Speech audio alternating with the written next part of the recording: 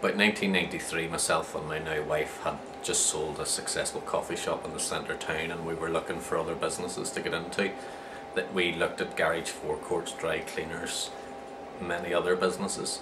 It was during this time that we noticed that Northern Ireland didn't have an established confectionery market, and that's why we decided to start looking at it. It took us about 2 years in research and planning before Baxter Murray actually started in the summer of 1995. I left school at 16 with 2 O-levels. My first job was in hairdressing, which I stayed at for 3 years, and I did really love it.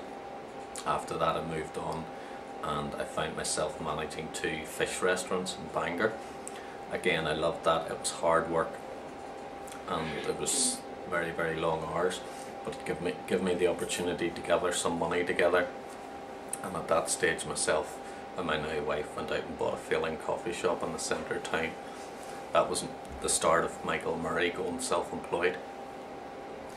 We stayed in the coffee shop for 3 years and built it up into a thriving business, which we then sold on, and with a bit of capital behind us, that was the time which we then started researching other businesses, and that is how Baxter Murray started. At the minute, Baxter Murray has 7 full-time employees and 1 part-time employee. It's very seasonal, and that would go up to maybe 11/12 sort of at Christmas and Easter and Valentine's Day. PR and advertising would be the main usage for our chocolate. Companies that would be using it would be the likes of Flybe, Junction 1, and the Ulster Bank would be a favoured customer, of course. We're unique in that we actually manufacture our own moulds, so we go away, make the mould to your exact specification, and then supply the product. The other sort of main selling point which we're finding nowadays is that all our product is not gluten and GM free, which is very important in these days of food allergies. After that, we've just ventured over the last 12 months into truffle products, and we're very proud to have won 5 Great Taste Awards, and that's something that's a growing side of the business, which is very exciting to us. We have definitely noticed the credit crunch taking effect. Baxter Murray was meant to move into new premises in September. There was a slight problem with planning which held it up, and then the credit crunch kicked in, and we have since decided that we're just going to stay where we are at the minute for the next sort of 12 months until we see what business brings.